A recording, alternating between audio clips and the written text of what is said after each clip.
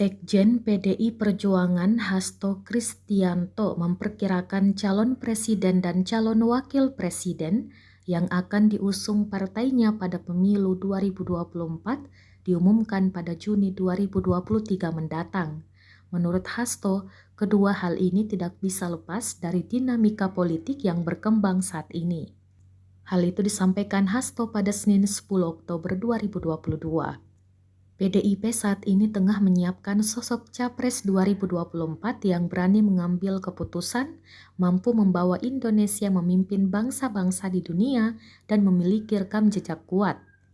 Tidak hanya itu, kata Hasto, Capres yang diusung harus sosok pemimpin yang mendapat dukungan kekuatan kolektif parpol dan gabungan parpol. Oleh karena itu, kata dia, pemimpin itu yang memiliki ideologis, memiliki kemampuan teokratis, memiliki rekam jejak sejarah yang panjang dan kuat. Pemimpin itu juga harus ditopang oleh kekuatan kolektif, partai politik atau gabungan partai politik. Maka, kata Hasto, jangan sampai terjadi lagi tsunami politik pada tahun 2014. Ketika Jokowi JK memerlukan 1,5 tahun hanya untuk mengonsolidasikan kekuasaan akibat parlemen dikuasai parpol non-pendukung pemerintah.